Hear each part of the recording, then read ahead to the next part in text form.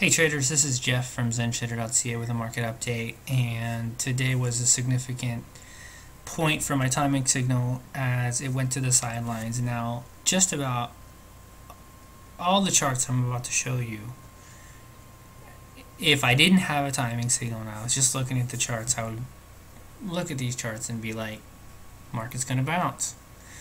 It's at a whole bunch of key support. The market internals look good.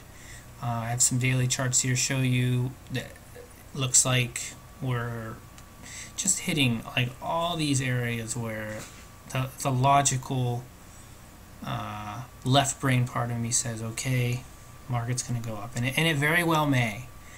But my timing signal essentially issued a sidelines call today, and I don't mess around with that. The pullback. So here was the long call. We got some move up, and then this day was one strike against the markets, in my opinion. The way that we gapped up and we gave back all those gains, and the fact that we just continued right down, this shouldn't have happened, like per my timing signal, but it did. And so, you know, we came down here right at this support line. So, I mean, in reality, this last week is not that bad, but at the same time, I like to buy strength.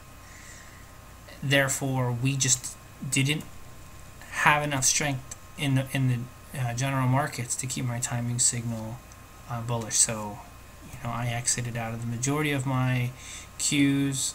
I exited my eBay trade. You know, for my personal style, it's just not working right now, and I want to have limited exposure to the long side. And about the only stocks that I'll be looking maybe to buy from the long side would be, you know, I would be looking at the weekly view. I'm not even going to get into that right now. Let me quickly, I'm running out of time already.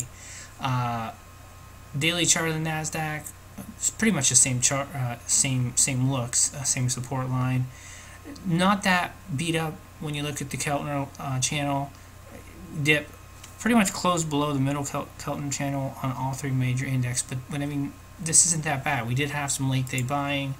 When you look at the NASDAQ advanced decline, it looks like this strength here in June, it's getting the EMAs to realign themselves in a more bullish alignment, although they are starting to roll back over, and that's not a good thing. But when you just look at this is somewhat bullish.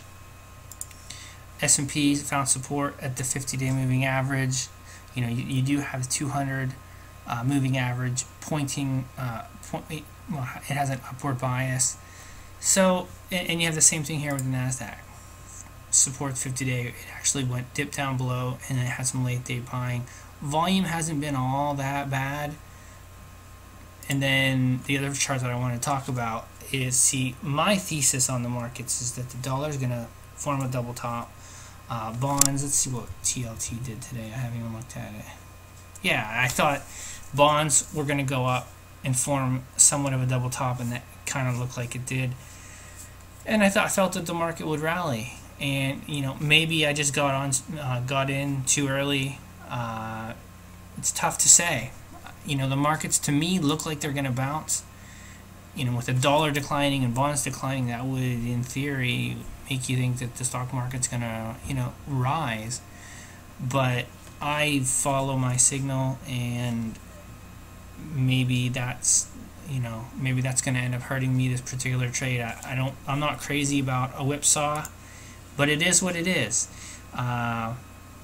You know, the last down signal proved, you know, there was a lot of opportunity to capture a lot of gains. When you look at a 50-point loss on this particular timing signal, that's not that bad. So, all things considered, I'm not going to worry about it.